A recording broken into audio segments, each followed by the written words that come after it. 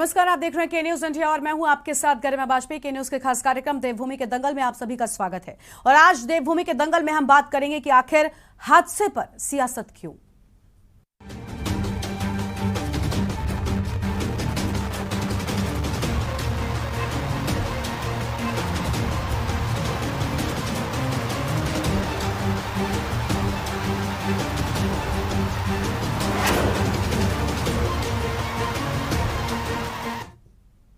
कल देर शाम उत्तरकाशी जिले की पुरोला विधानसभा के अंतर्गत पड़ने वाला डामटा में यमुनोत्री जा रही 30 यात्रियों से भरी बस दुर्घटनाग्रस्त हो गई।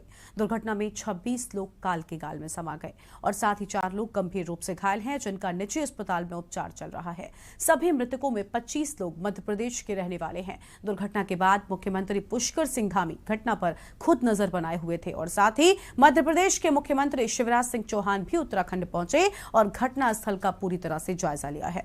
घायलों से भी मुलाकात की है। मुख्यमंत्री पुष्कर सिंह धामी ने घटना की मजिस्ट्रियल जांच के भी आदेश दे दिए हैं, लेकिन बावजूद इसके विपक्ष की ओर से कई सवाल खड़े किए जा रहे हैं। आज इसी को लेकर हम विस्तार से चर्चा करेंगे, लेकिन उससे पहले एक नजर हमारे इस खास रिपोर्ट पर। घटना हुई, हमारी एक 4 धाम यात्रा की बस गिरी, जिसमें लगभग 26 यात्री दिवंगत हुए और लगभग 3 या 4 यात्री घायल हुए। ये बस दुर्घटना बहुत ही दुर्भाग्यपूर्ण है और मृतक आत्माओं की शांति के लिए भगवान से प्रार्थना करते हैं और इस दुख की घड़ी में उनके परिजनों को शक्ति दे भगवान, ये भगवान से प्रार्थना करता हूँ। घटनास्थल पर माननीय मुख्यमंत्री आदरणीय धामी जी, मध्य प्रदेश के मुख्यमंत्री आदरणीय चौहान जी और अपने सभी अधिकारी और मैं स्वयं घटनास्थल का मौका मुहैया किया और कल रात ही हमारे स्थानीय लोगों के माध्यम से, अपने पार्टी के कार्यकर्ताओं के माध्यम से तुरंत गति से जो बॉडी निकालने का काम किया गया वो बहुत ही सराहनीय है। मेरे संज्ञान में आया कि परिवहन विभाग के कुछ अधिकारी, पुलिस के लोग और हमारी पार्टी के कार्यकर्ताओं ने भी बहुत अच्छा काम इस रेस्क्यू में किया है और मुझे लगता है कि इस तरह की दुर्घटनाओं को रोकने के लिए हमको कोई ठोस नीति बनानी पड़ेगी। लगातार प्रयास। जो दुर्घटना हुई है, बस खाई में गिरी है, बहुत ही दुखद घटना है। इसके लिए हम उनको श्रद्धांजलि भी अर्पित करते हैं। कांग्रेस पहले से कहती आई है राज्य सरकार ने कोई ऐसी सुविधाएं प्रदेश के अंदर नहीं करी है, क्योंकि अभी जो पर्यटन सीजन चल रहा है, यात्राएं चल रही है पूरे प्रदेश के अंदर, हजारों की संख्या में लोग यहाँ पर आ रहे हैं, लेकिन उसके लिए समुचित व्यवस्था होनी चाहिए। पहले भी दुर्घटनाएं यहाँ पर राज्य के अंदर हुई है। कांग्रेस हमेशा कहती है कि भाई यहाँ का रोडों का चौड़ीकरण होना चाहिए, यात्रियों को ठहरने की व्यवस्था होनी चाहिए और जो बसें जो यहाँ पे आती है उसकी फिटनेस यहाँ पे चेक होनी चाहिए, लेकिन राज्य सरकार इसमें संवेदनशील नजर आ रही है। उनको इसमें ठोस रणनीति बनानी चाहिए। इससे पहले भी घटनाएं हुई है, मजिस्ट्रेटी जांच की बात कह देते हैं, लेकिन उसमें कोई तथ्य सामने निकल कर नहीं आता। देखिए, जो दुर्घटना हुई है वो बहुत ही दुर्भाग्यपूर्ण है और मैं सभी मृतकों के प्रति अपनी शोक संवेदना व्यक्त करता हूं और उनके परिवारजनों के प्रति हमारी गहरी सहानुभूति है। माननीय मुख्यमंत्री जी और मध्य प्रदेश के मुख्यमंत्री शिवराज सिंह जी मौके पर पहुंचे हैं। उन्होंने सारी स्थिति का जायजा लिया है और जो भी सहायता प्रभावितों को दी जा सकती है उसके लिए उन्होंने वहां व्यवस्था की है, घोषणा की है। कांग्रेस को ऐसे दुखद समय पे दुर्घटनाओं पे राजनीति करने से बाज आना चाहिए। तो इस पर विस्तार से बातचीत करें, लेकिन उससे पहले आपको हम सुनाते हैं कि वलीउल्लाह मामले को लेकर वकील क्या कुछ कह रहे, सुनाते हैं। इसमें इस मुकदमे में धाराएं और भी लगी थी, 307, 326, 324 और ये 307 में 10 वर्ष के सश्रम कारावास और 30,000 रुपए का अर्थदंड न अदा करने पर 1 वर्ष के सश्रम कारावास की सजा है। दूसरी धारा है 326, इसमें 7 साल की सजा की गई है और 20,000 रुपए का अर्थदंड है और अर्थदंड अदा न करने पर 6 माह का सश्रम कारावास। 324 में 2 साल की सजा और 5,000 रुपए का जुर्माना, अर्थदंड अदा न करने पर इसकी एवज में 1-2 माह की साधारण कारावास की सजा भुगतनी होगी। 303 विस्फोटक पदार्थ अधिनियम के अंतर्गत सश्रम आजीवन कारावास, 50,000 रुपए का अर्थदंड और अर्थदंड अदा न करने पर 2 साल की सश्रम सजा है। और 4 विस्फोटक पदार्थ के अधिनियम के अंतर्गत 10 वर्ष की सजा और 30,000 रुपए अर्थदंड से दंडित किया गया है। 5 विस्फोटक पदार्थ अधिनियम के अंतर्गत 10 वर्ष के सश्रम कारावास और 30,000 रुपए के अर्थदंड से दंडित किया गया है। अर्थदंड अदा न करने पर 1 साल का सश्रम कारावास। इसी के साथ इसमें 15-16 विधि विरुद्ध क्रियाकलाप अधिनियम की धाराएं लगी थी, तो उसमें भी सश्रम आजीवन कारावास 16 विधि विरुद्ध क्रियाकलाप अधिनियम के अंतर्गत सश्रम आजीवन कारावास और 50,000 रुपए के अर्थदंड से दंडित किया गया है। और अर्थदंड अदा न करने पर 2 साल के सश्रम कारावास की सजा। ये सारे जितनी दोष सिद्धि की सजाएं हैं ये सब एक साथ चलेंगी। ठीक है। इसके अलावा संकट मोचन मामले में ये संकट मोचन मंदिर के मामले में फैसला आया है और इसमें 7 लोग मारे गए थे, 26 लोग घायल हुए थे। घायलों में कुछ अपंग भी हो गए थे। 47 गवाह अभियोजन की ओर से पेश किए गए और 3 बचाव साक्षी पेश किए गए थे। दूसरा जो विधि विरुद्ध क्रियाकलाप अधिनियम का मामला था उसमें भी यही गवाह थे, 47 गवाह और 3 बचाव साक्षी। ठीक है। एक मिनट सवाल मत करो, अभी मेरी बात पूरी हो जाने दो।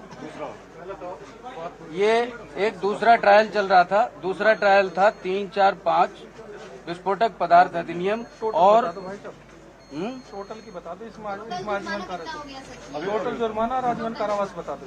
रुक जाओ, मुझे ऐसे ही बता देने दो या अपने आप सब कर लेते हैं ब्रीफिंग, अपने आप कर लेते हैं। काट देना मेरी वैसी कोई बात हो तो। ठीक है।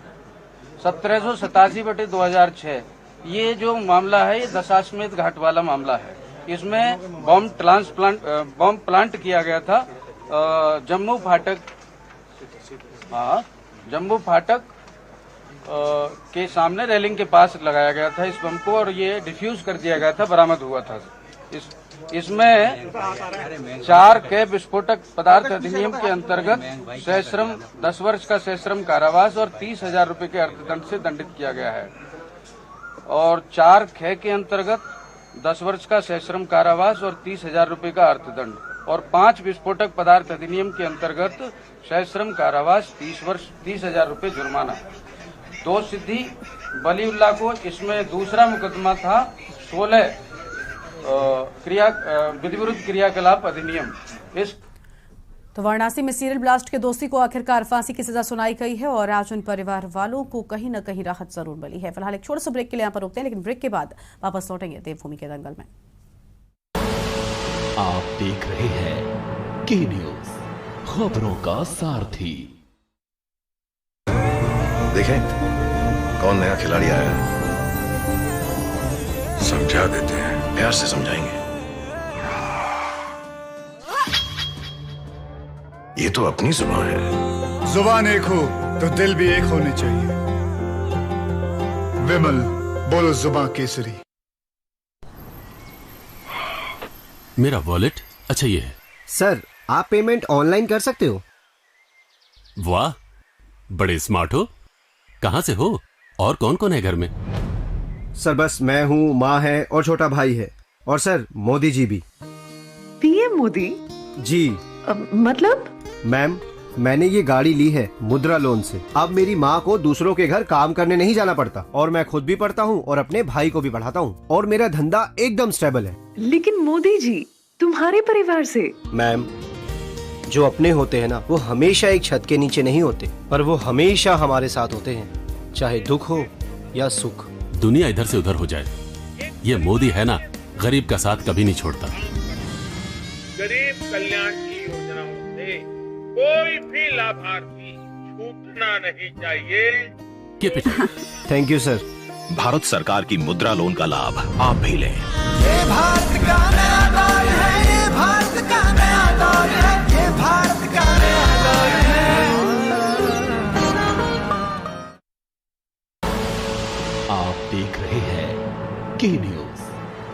प्राणों का सारथी।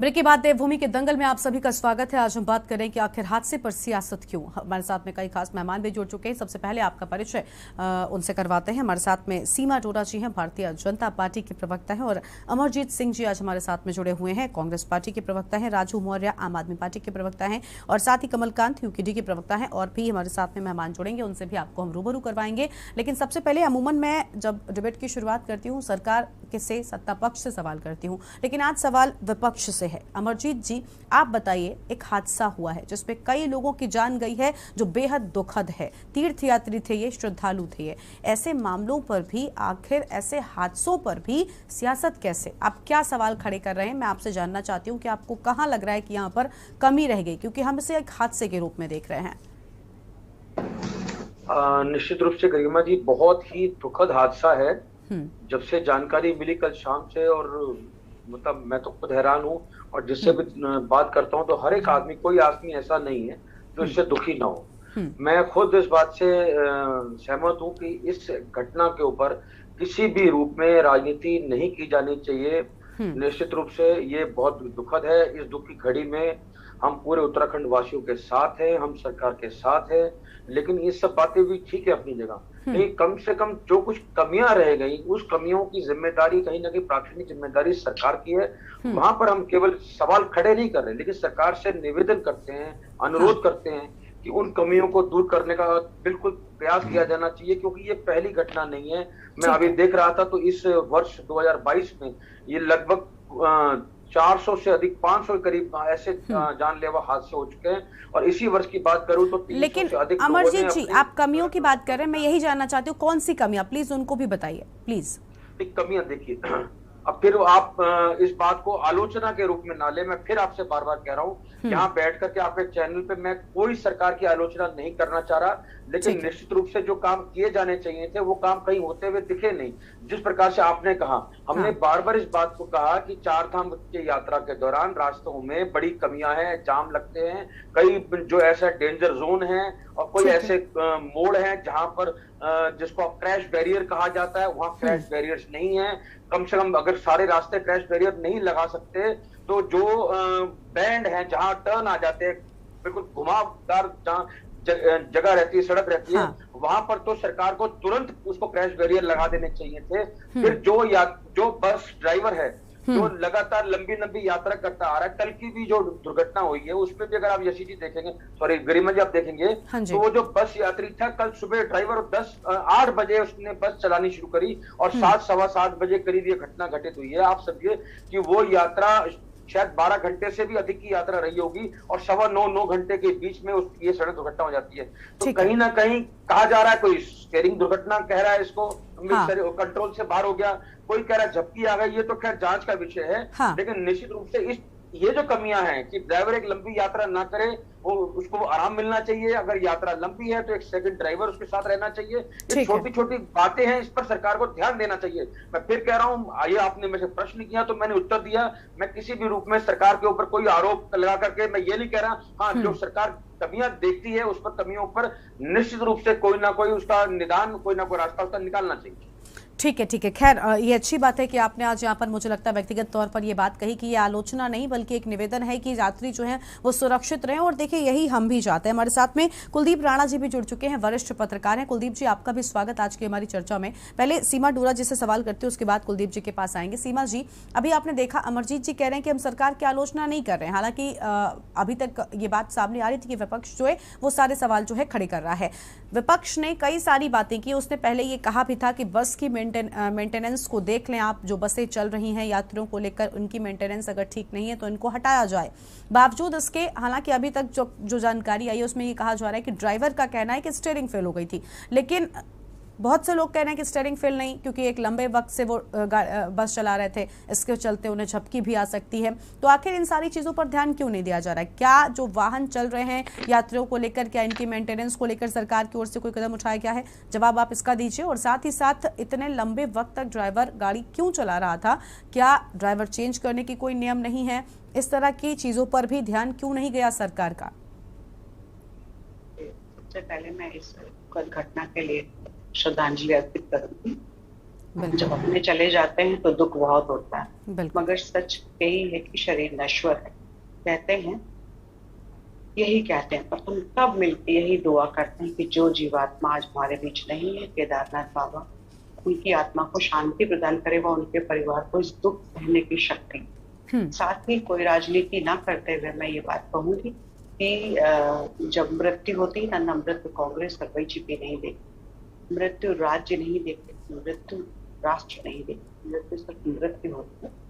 और इस पे राजनीति ना करते हुए हम सिर्फ मुद्दे पे ये बात करें कि ये दुर्घटना, जो दुर्घटना हुई ना, दैट इज कॉल्ड एक्सीडेंट। और एक्सीडेंट एक्सीडेंटली ही हो जाते हैं। उसको कोई अगर कोई साजिश के तहत होते तो हम जरूर ये बात करते हैं, लेकिन हाँ कुछ ना कुछ कमियां जरूर रह जाती हैं, जिसके हमें बहुत अफसोस हो। और हमारे मंत्री जी ने इस बात को बोला भी, रही कोई जैसे ही एक्सीडेंट हुआ ये तो कोई कमी नहीं रही, उसी समय एसडीआरएफ और एनडीआरएफ के जवान भी तुरंत लग गए।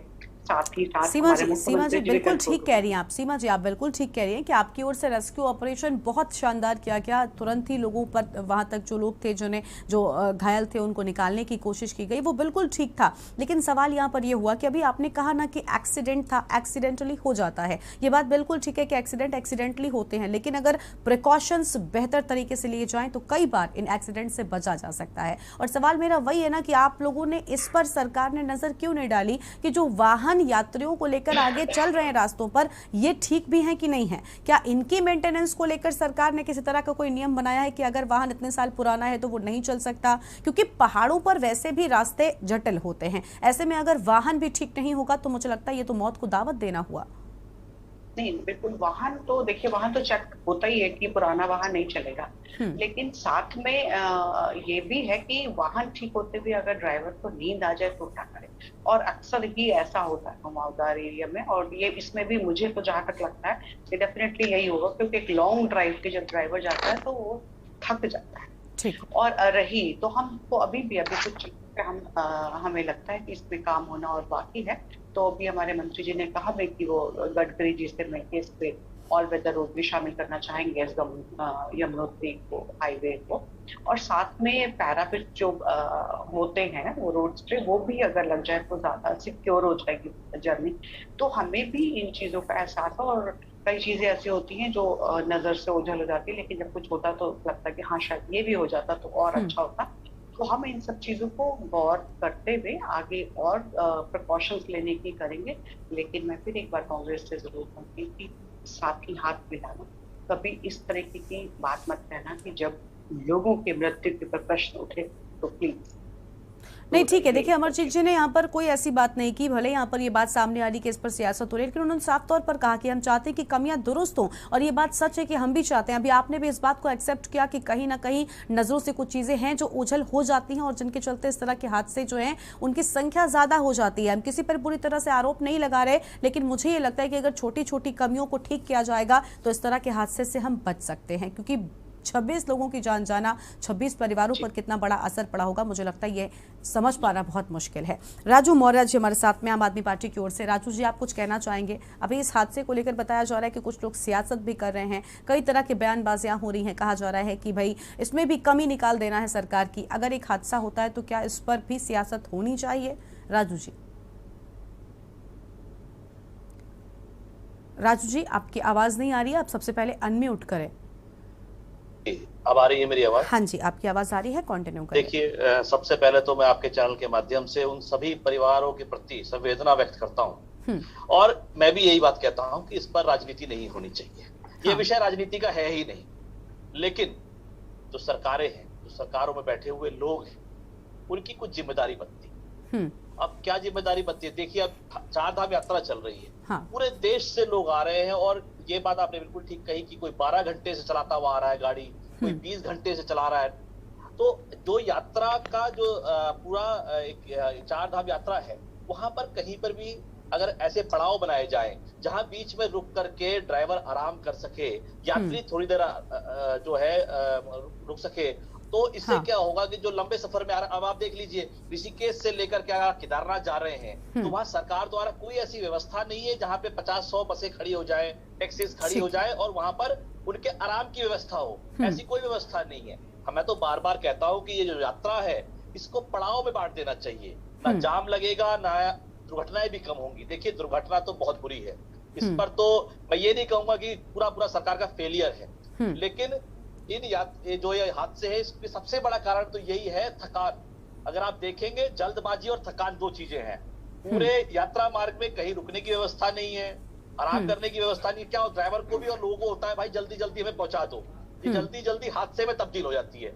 अगर ये चार धाम यात्रा 20-21 मैं तो कहता हूँ इसको कम से कम 20 पड़ाव में बांट देंगे और वहां से जो आसपास के गांव हैं उन गांव के लोगों को रोजगार भी मिलेगा, वो यात्रा से जुड़ेंगे भी और साथ में क्योंकि जब रुकता हुआ जाएगा आदमी तो निश्चित रूप से हादसों की संभावनाएं कम होंगी। लेकिन अभी क्या है, कुछ नहीं है, सब भाग रहे हैं, पहुंचना है चार धाम यात्रा 2 दिन में निपटानी है। तो हम लोगों को जो यात्रा करने आ रहे हैं लोग उनको भी समझना होगा, जल्दबाजी ना करें, यात्रा को आराम से। ठीक है, यानी आपको भी लगता है कि कहीं ना कहीं जल्दबाजी के चलते ही इस तरह की चीजें जो हैं वो बढ़ रही हैं। हालांकि अगर जो चीजों के अभाव हैं ये कम होंगे तो मुझे लगता है कहीं ना कहीं इस तरह के हादसों पर भी रोक जो है वो जरूर लगेगी। फिलहाल एक छोटे से ब्रेक के लिए यहाँ पर रुक रहे, कहीं मत जाइएगा, देवभूमि के दंगल पर हमारी ये चर्चा लगातार जारी रहेगी। तो छोटे से ब्रेक के लिए यहाँ पर रुकेंगे, फौरन लौटेंगे।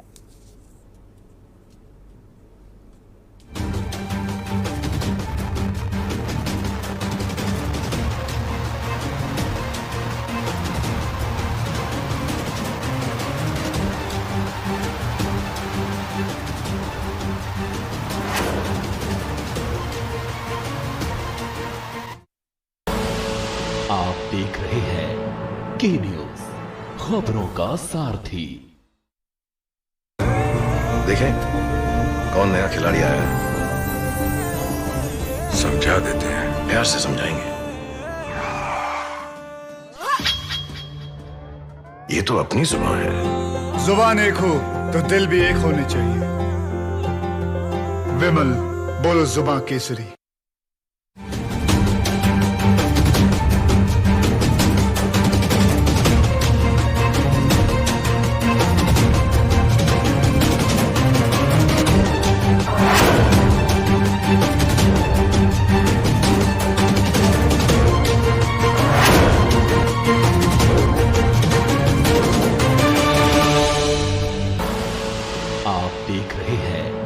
के न्यूज, खबरों का सारथी।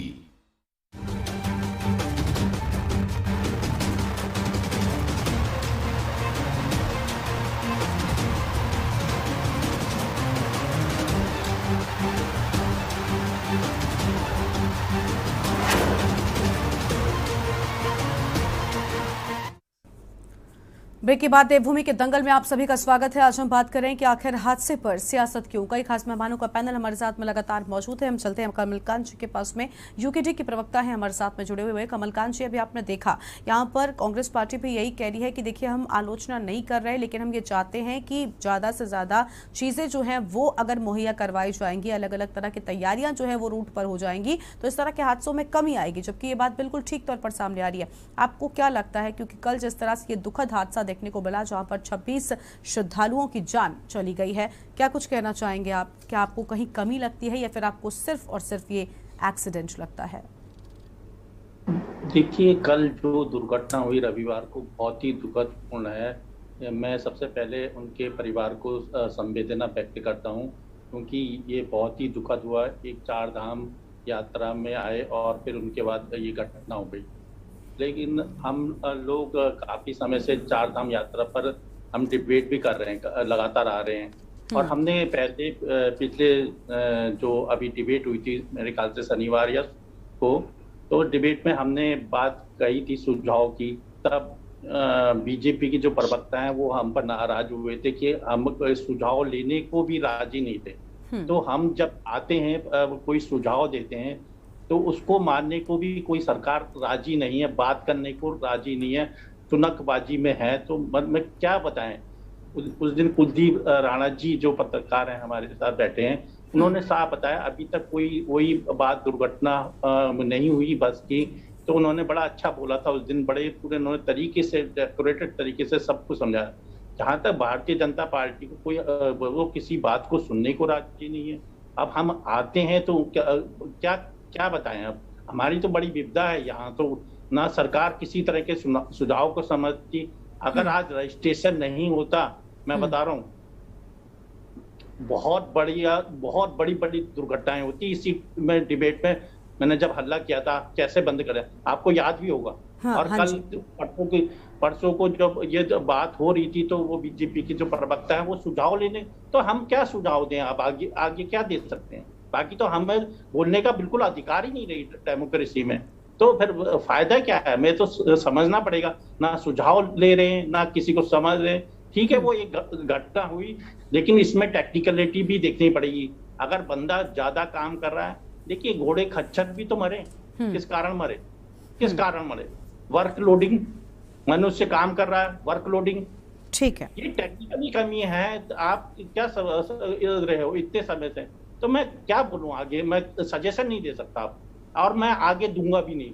और मैं कुलदीप राणा जी से भी कहूंगा, वो उन्होंने बहुत काफी कुछ बोला था कि ऐसे ऐसे तरीके से, आप तो सजेशन देना ही बेकार है।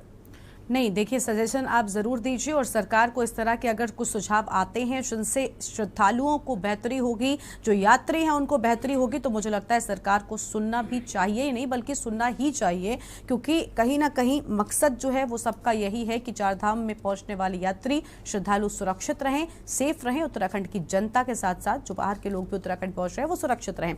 कुलदीप राणा साहब के पास चलते हैं। कुलदीप जी, अभी आपने सुना यहाँ पर सभी पार्टियों की बात। अमरजीत जी कह रहे हैं कि देखिए आलोचना हम नहीं कर रहे क्योंकि बेहद दुखद हादसा है, 26 लोगों की जान जाना बहुत बड़ी बात है। सोचिए आप उसमें से सभी लोग ईश्वर के दर्शन करने के लिए जा रहे थे, कितनी खुशी का माहौल होता है जब लोग यहाँ पर पहुंचते हैं, और उसके बाद इस तरह के हादसे का शिकार हो जाना। सिर्फ 4 लोग बचे हैं। अभी जैसा कि ड्राइवर की ओर से बताया गया है कि स्टीयरिंग फेल हो गया था। आप इस मामले पर टेक्निकली अगर देखें इसको, उस पूरे हादसे को, क्या कुछ कहना चाहेंगे? क्या वाकई में आपको लगता है कि एक एक्सीडेंट था, या फिर कहीं ना कहीं सुविधाओं के अभाव के चलते ये दुर्घटना हुई और 26 लोग काल के गाल में समा गए?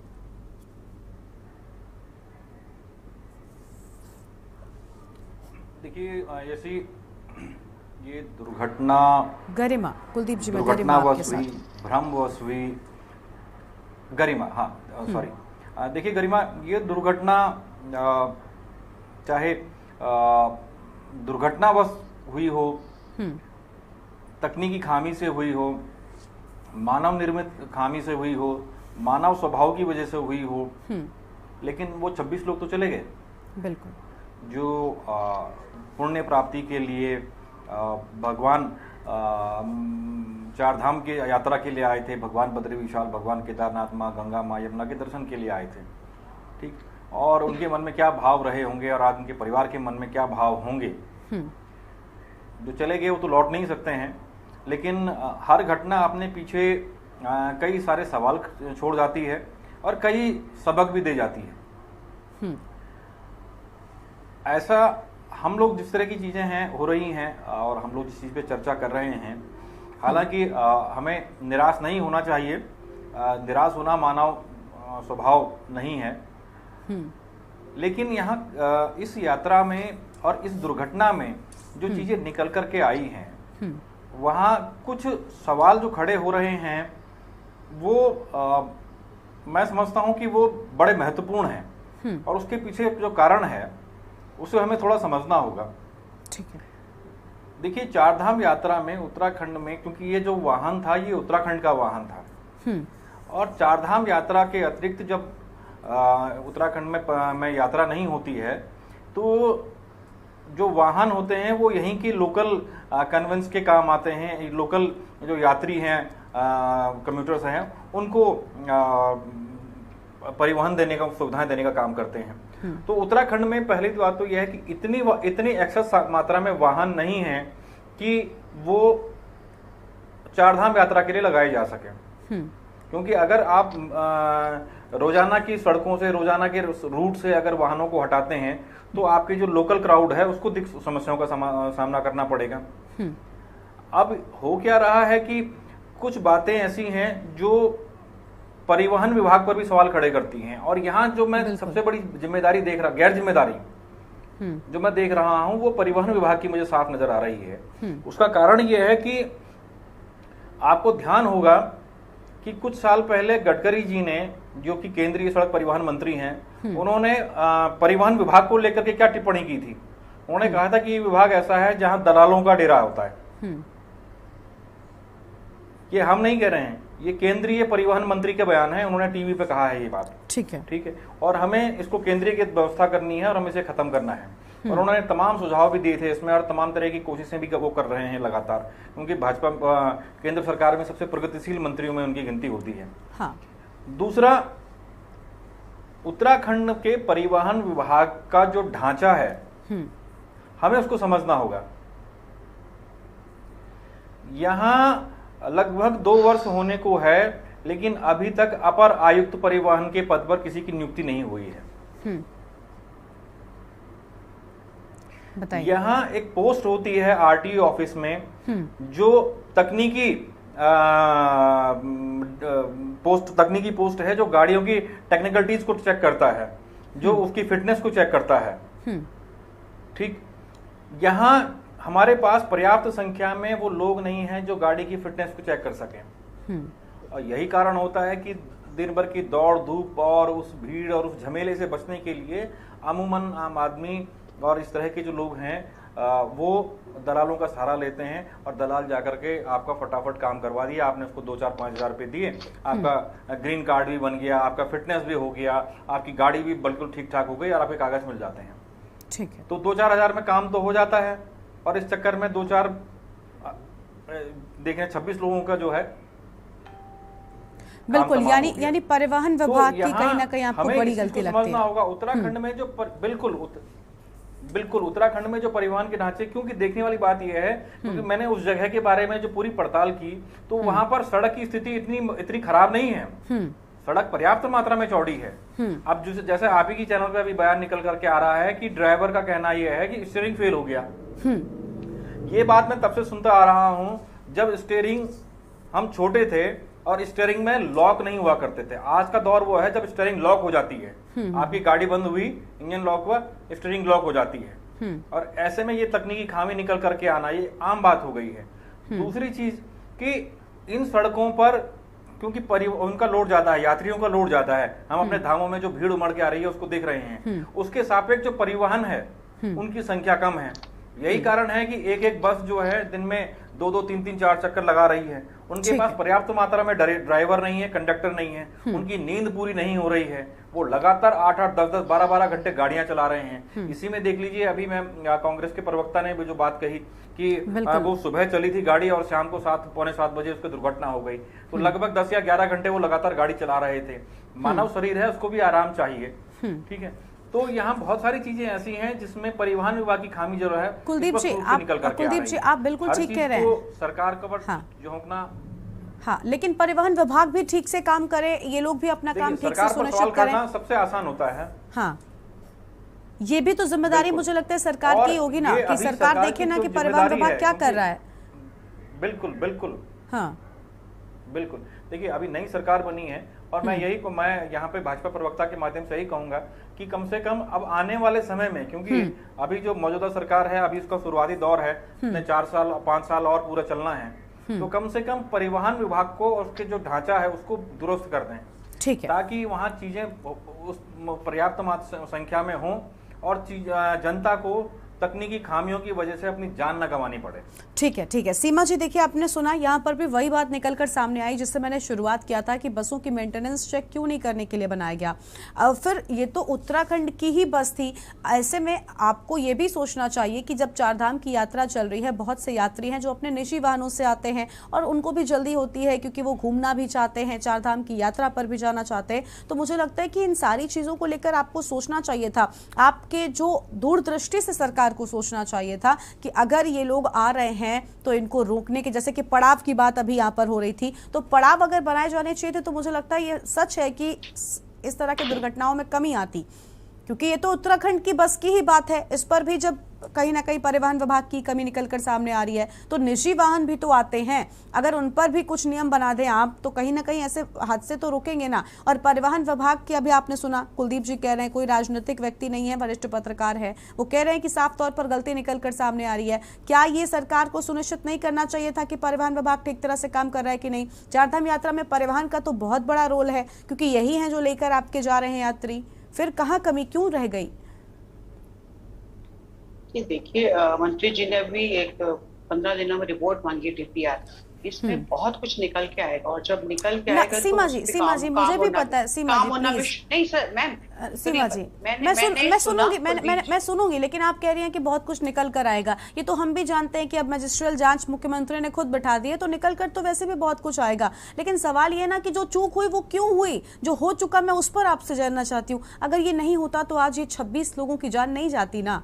क्या होगा, ये तो आगे की कार्रवाई है, क्या होगा। अब तो जो होना था वो हो चुका, उस पर आप जांच करा लेंगे, कार्रवाई करा लेंगे, लेकिन क्यों आखिर ऐसा हुआ, इस पर भी आपको जवाब देना होगा। बिल्कुल देना होगा। और मैं ये बात मानती हूँ, जी की बहुत अच्छी लगी मुझे बातें, और आम आदमी पार्टी के थी जो हमारे भाई थे, इन्होंने बहुत अच्छी बात बोली। मैंने कभी ये बात नहीं करी, और कभी भी जिस चैनल पे बैठी होगी तो बड़े ध्यान से सुनती हूँ, क्योंकि अगर आप जो है आप नहीं क्रिटिसिज्म नहीं सुनेंगे तो आप तरक्की नहीं कर सकते, आप राज्य नहीं चला सकते, आप कुछ भी नहीं चला सकेंगे, क्योंकि क्रिटिसिज्म आपको वो आइडिया देता है कि आगे किस तरीके से बढ़ना है और क्या कमियां रहेगी उनको पूरा करो। तो मैं बहुत ध्यान से इसीलिए सुन रही हूँ, और ये बात अपनी सरकार को जरूर पहुंचाऊंगी कि क्या क्या चीजें हैं जिन पे हम और इम्प्लीमेंटेशन अच्छे से कर सकें, ताकि हमारी सुविधाएं और नहीं। तो यानी आपको भी लग रहा है ना कि कमी रह गई, आप यानी इस बात से सहमत हैं कि कमी तो रह गई, तभी इस तरह के हादसे हो गए? डेफिनेटली कुछ ना कुछ कमी तो होती है, तभी हादसे होते हैं, उसमें तो कोई दो राह नहीं है। जहां पर कमियां हैं उसको हम जरूर पूरी करेंगे, और मंथन यही किया जाता है। अगर कोई जांच बिठाई जाती है, उस पर जो रिपोर्ट आती है तो उस पर मंथन किया जाता है, और मंथन करने के बाद उस पर इम्प्लीमेंटेशन। नहीं सीमा जी आप बिल्कुल ठीक कह रही हैं, आप बिल्कुल ठीक कह रही हैं, आप बिल्कुल ठीक कह रही हैं कि मंथन किया जाता है, लेकिन हम ये चाहते हैं ना कि ये जो मंथन अब आप करेंगे, ये अगर आपने पहले कर लिया होता तो इस तरह का हादसा नहीं होता। 26 परिवारों के बारे में सोचिए, ये मंथन पहले क्यों नहीं किया गया? सबसे बड़ा सवाल तो ये है ना, इस पर क्यों पहले आपने नहीं सोचा? आपको भी पता है, मैं पहले भी हर बार चर्चा जब चारधाम पर होती मैं ये कहती हूँ कि ऐसा तो नहीं है कि सरकार इस बात से अनजान है कि 2 सालों के अगर बाद कोरोना के ये यात्रा हो रही है तो यात्रियों के रिकॉर्ड्स तो टूटेंगे। आपने तैयारी क्यों नहीं की? और सबसे बड़ी बात, आप सीमा पर जवान लगा दीजिए, आप अंदर जाने ही मत दीजिए। अगर आपको लग रहा है कि आपके क्षेत्र में इतना ज्यादा भार नहीं उठा सकता कोई भी गांव, तो क्यों आप लोगों को आगे बढ़ने दे रहे हैं? आप वहां पर कर सकते हैं, आप हैं सत्ता में, फिर इस तरह के नियम क्यों नहीं बनाए जा रहे हैं? बाद में आप कहेंगे कि यात्रियों से गलती हो रही है, तो मुझे लगता है सरकार के पास पावर है, उसका इस्तेमाल सरकार कर सकती है। ठीक है, कांग्रेस पार्टी से अमरजीत जी आपने सुना भी, सीमा जी कह रही है कि हाँ ठीक है, हम मान रहे हैं कि हमसे गलती हुई है, कहीं ना कहीं कमियां जो हैं वो हुई हैं, वो एक्सेप्ट कर रही हैं। आपको नहीं लगता कि कमियां अब एक्सेप्ट करने से क्या फायदा? अब तो जो होना था, जितना बड़ा हादसा हो चुका है, कितने लोगों की जान जा चुकी है। अभी ऐसे ही अगर कोई बड़ा हादसा, पहले तो अभी तो ये हादसे में जान गई, इसके पहले कितने सारे लोगों की हार्ट अटैक से मृत्यु की बात सामने आई है। अभी महीना भी नहीं हुआ है चारधाम की यात्रा को, इतने सारे लोगों की जान जाना, मुझे लगता है अब यात्रियों में कमी आ जाएगी, क्योंकि जिस तरह की चीजें प्रदर्शित हो रही हैं ये डर बिठा देंगी लोगों के मन में। गरिमा जी बिल्कुल, मैं सीमा जी को धन्यवाद करता हूं कि उन्होंने इस बात को तो कम से कम माना कि कोई कमी रही। ऐसे ही मैं चंदन रामदास जी का भी बयान सुन रहा था, उन्होंने भी माना कोई कमी रही।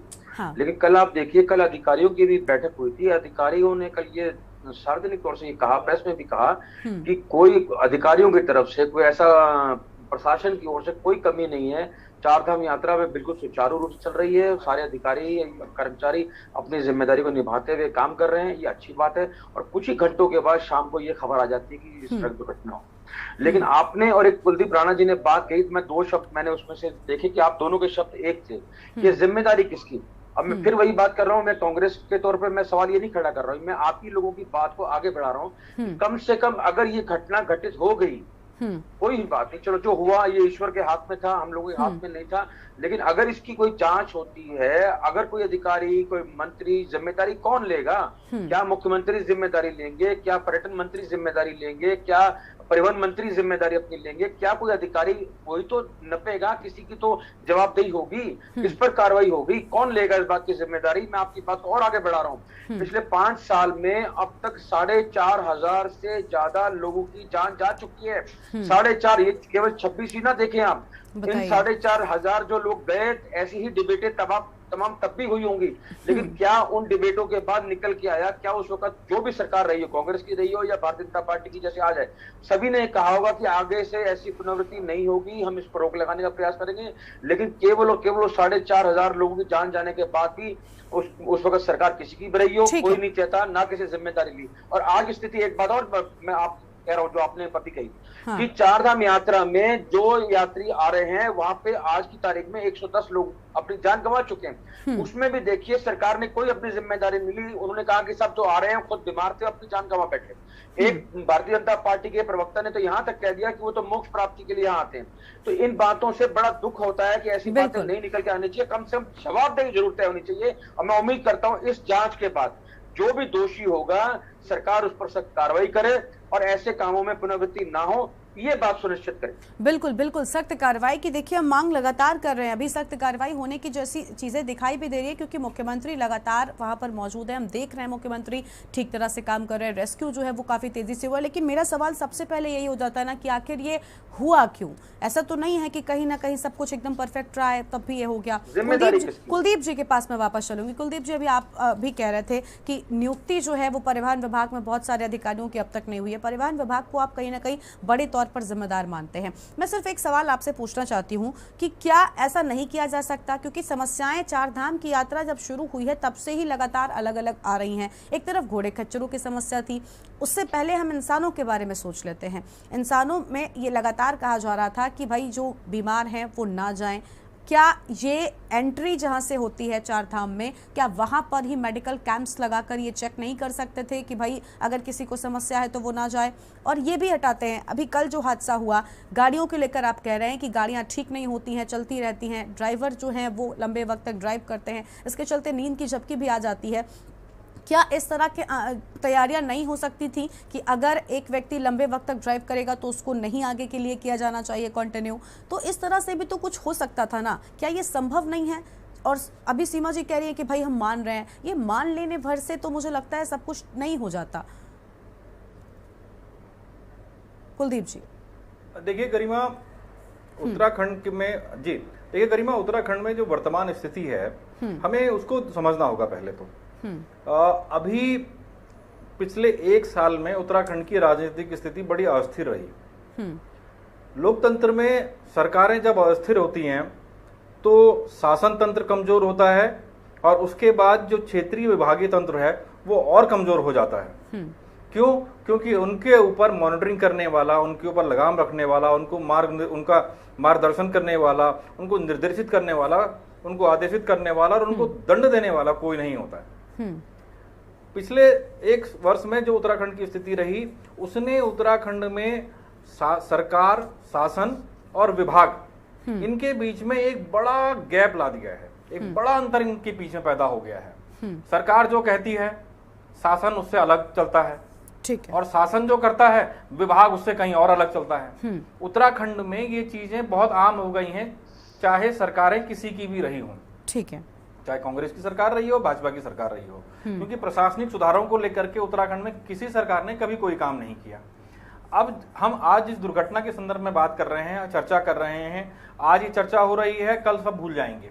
ठीक है, लेकिन हमें यहाँ चीज ध्यान देनी होगी कि जिस गाड़ी में आप जा रहे हैं वो एक लोहे का टुकड़ा है, लोहे का बक्सा है, उसका अपना कोई मस्तिष्क नहीं है, उसके अपने कोई विचार नहीं है, उसका कोई अपना मार्गदर्शन नहीं है। उस पे जो व्यक्ति बैठा है, उसमें जो ड्राइविंग सीट पर व्यक्ति बैठा है, वही उसको गाइड कर रहा है, वही उसको चला रहा है। हाँ। वो उसको धीमे चलाना है, उसको तेज चलाना है, कहाँ रोकना है, कैसे रोकना है, कहाँ मोड़ना है, कितना मोड़ना है, सारी चीजें उसमें जो व्यक्ति बैठा हुआ है वो निर्धारित करता है। अब उत्तराखंड में हम आज से नहीं, मैंने कल परसों की डिबेट में भी यह बात कही थी कि भाई ये 4 धाम यात्रा जो है ये मात्र 2022 में शुरू हुई हो, ऐसा तो नहीं है, या उत्तराखंड राज्य बनने से बाद शुरू हुई हो। ये तो आजादी से पहले आदि अनादि काल से चली आ रही है। और धीरे धीरे समय के साथ चीजें बढ़ती गई, बदलती भी गई हैं। मैं यहाँ पे कुछ सवाल ऐसे हैं जो चिंता पैदा करते हैं और जो कहीं ना कहीं बड़ी खामियों की तरफ इशारा करते हैं। देखिए गरिमा, ये चारधाम यात्रा जिसमें ऋषिकेश से लेकर के हरिद्वार, ऋषिकेश, बद्रीनाथ, केदारनाथ, गंगोत्री और यमुनोत्री, ये कुल मिलाकर के लगभग 1100 किलोमीटर की यात्रा है सड़क मार्ग से जी। उत्तराखंड में यातायात निदेशालय है जिसमें डीआईजी स्तर के आईपीएस अधिकारी जिसके निदेशक होते हैं।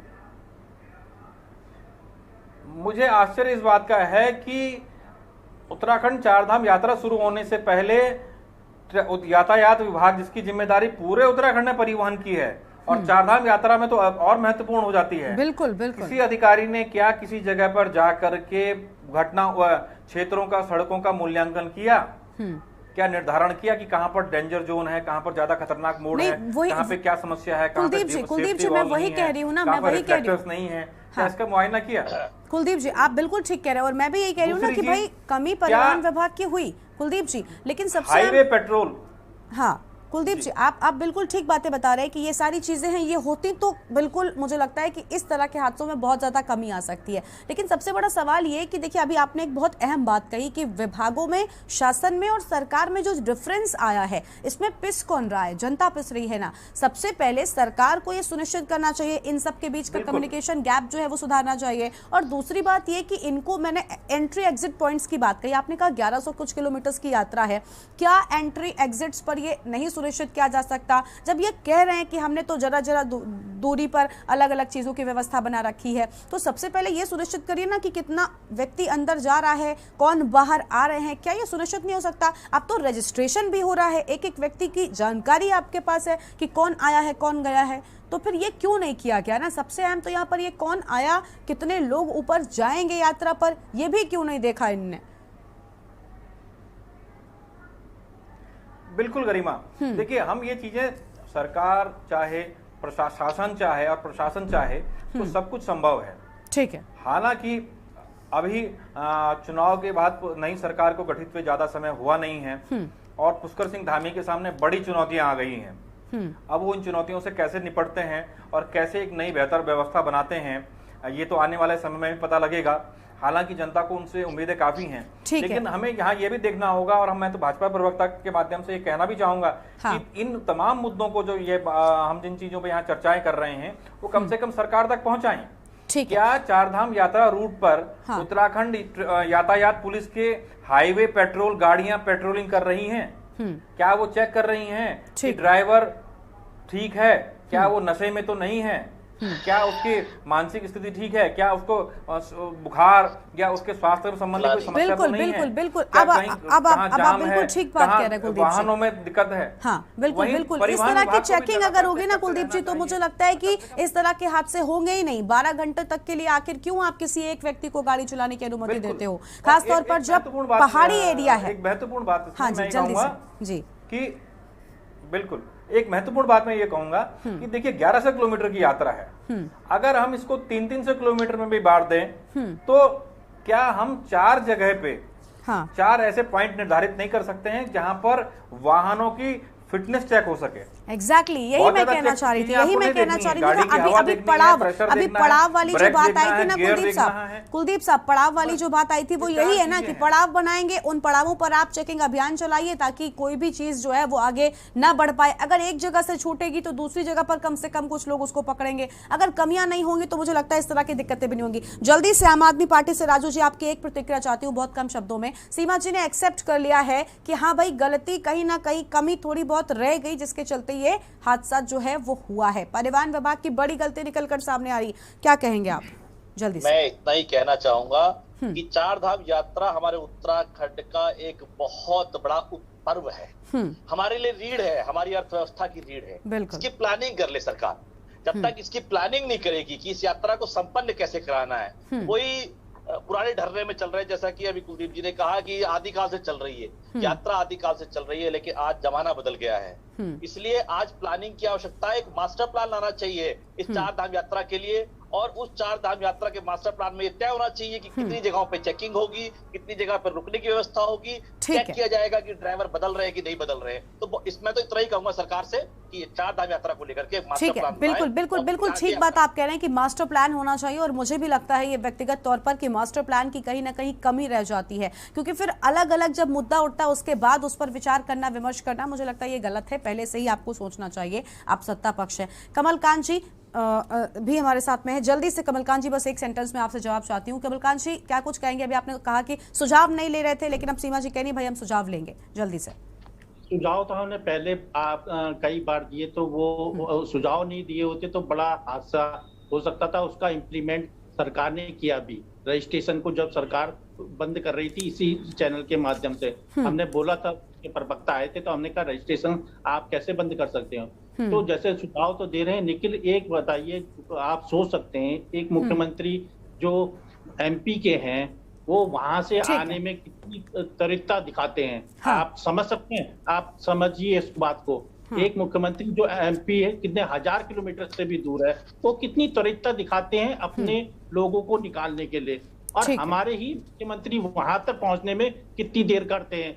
आप उनकी कुशलता को देखिए ना, इफिशिएंसी को, कुशलता क्या है। जो मुख्यमंत्री अपने वहां तक जाने में कितनी देर लगा रहे हैं, तो उनको क्या है। और वो व्यवस्था के लिए एमपी के मुख्यमंत्री बोल रहे हैं कि मैं रक्षा मंत्री जी से बात कर रहा हूं। नहीं, बिल्कुल बिल्कुल कमलकांत जी, वक्त कम है। कमलकांत जी वक्त कम है, माफी के साथ आपको यहाँ पर रोकना पड़ रहा है। अगर वो कह रहे हैं कि मैं मुख्यमंत्री को वहां से बात कर रहा हूँ, तो हमारा मुख्यमंत्री क्या कर रहे हैं? हमारे मुख्यमंत्री की जिम्मेदारी होनी चाहिए कि उनको वहां तक पहुंचाए। ठीक है। नहीं, पुष्कर सिंह धामी जी भी लगातार वहां पर हैं। हालांकि शिवराज सिंह चौहान लगातार पहुंचे। उन्होंने कहा कि हमने रक्षा मंत्री से भी बात कर ली है, विमान के लिए उन्होंने गुजारिश की, जिसके बाद अब मिल गया है विमान और उसी के थ्रू जो बॉडीज हैं वो पहुंचाई जाएंगी। फिलहाल आप सबका बहुत बहुत शुक्रिया आज की हमारी चर्चा में शामिल होने के लिए। तो देखिए, सबसे बड़ा सवाल आज यही है कि भाई क्यों कमी रह जाती है। इस तरह के हादसे देखने को मिलते हैं। इस हादसे में 26 लोगों की जान गई है, जो बेहद दुखद है। और इसी बीच एक बड़ी खबर सामने आ रही है उत्तराखंड से, उसका रुख कर लेते हैं। उत्तराखंड से इस वक्त की बड़ी खबर आपको बता दें, जहां पर आपको बता दें कि इंटरमीडिएट में छात्रों का भागीदारी यहां पर सामने आई है और नतीजे जो हैं वो सामने आ चुके हैं। तो वही छात्राओं के उत्तीर्ण की बात करें तो 85.38% ये रहा है।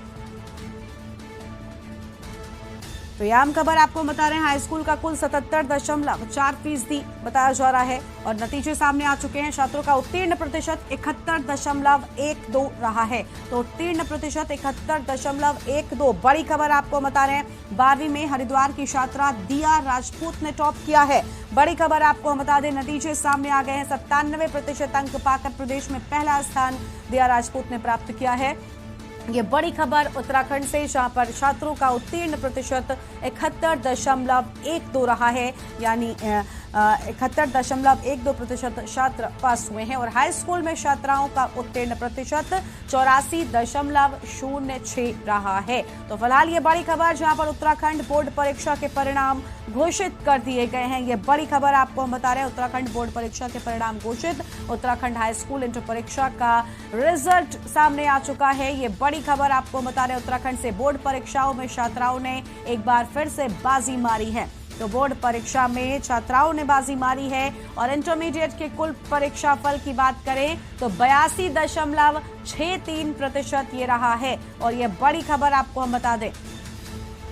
और वहीं इंटरमीडिएट में भी छात्रों ने, यहाँ पर कई छात्र जो हैं बड़ा प्रतिशत सामने आया है। और वहीं छात्राओं का उत्तीर्ण प्रतिशत 85.38 रहा है। और हाई स्कूल का कुल 77.4% रहा है। हमारे साथ में हमारे संवाददाता दानिश अली जुड़ चुके हैं। दानिश, जो रिजल्ट्स हैं, नतीजे हैं परीक्षाओं के, वो सामने आ चुके हैं और बताया जा रहा है कि इस बार भी छात्राओं ने बाजी मारी है। बिल्कुल, इस बार जो हाई स्कूल और इंटरमीडिएट की जो बोर्ड परीक्षा का जो रिजल्ट है वो घोषित कर दिया गया है, जिसमें इस बार भी छात्राओं ने अपनी इस बार बाजी मारी है। पूरी जो बोर्ड परीक्षा रही है उसमें, क्योंकि अगर बात करें ओवरऑल पूरी बोर्ड परीक्षा की, तो इस बार जो है 77.47% रहा है। पूरा जो रिजल्ट आया उसमें जो बालकों का जो उत्तीर्ण प्रतिशत रहा है वो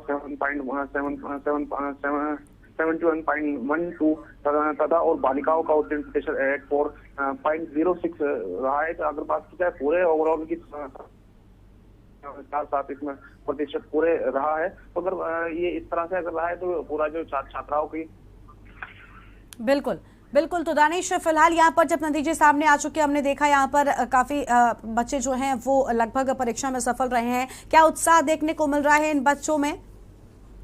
जी बिल्कुल, जिस तरह से बोर्ड परीक्षा का रिजल्ट घोषित हुआ है उसको देखते हुए कहीं ना कहीं जो छात्राओं में एक उत्साह देखने को मिल रहा है। सभी अपनी उत्तीर्ण होने के बाद सभी अपनी जो माता पिता को कष्ट देते हुए नजर आ रहा है। सभी तमाम तरह की खुशियां में देखने को मिल रही है। बिल्कुल, बहुत शुक्रिया दानिश आपका हमारे साथ जुड़ने के लिए, अधिक जानकारी हमारे के न्यूज के दर्शकों तक पहुंचाने के लिए। तो फिलहाल ये बड़ी खबर आपको बता दें, जहां पर नतीजे परीक्षा के सामने आ चुके हैं, बोर्ड परीक्षा के नतीजे सामने आए हैं उत्तराखंड में और छात्राओं ने एक बार फिर से बाजी मारी है। 12वीं में हरिद्वार की छात्रा दिया राजपूत ने टॉप किया है। इस वक्त की बड़ी खबर आपको बता रहे हैं उत्तराखंड से। तो 97% अंक पाकर प्रदेश में पहला स्थान हरिद्वार की दिया राजपूत ने प्राप्त किया है और एक बार फिर से छात्राओं ने बाजी मारी है। उत्तराखंड में बोर्ड परीक्षाओं के नतीजे घोषित कर दिए गए हैं। बड़ी खबर आपको बता रहे हैं, हाई स्कूल में छात्राओं का उत्तीर्ण प्रतिशत 84.06 रहा है। तो उत्तराखंड में बोर्ड परीक्षाओं के नतीजे सामने आ चुके हैं और देवभूमि के दंगल में आज बस इतना ही। आप देखते रहिए के न्यूज इंडिया। नमस्कार।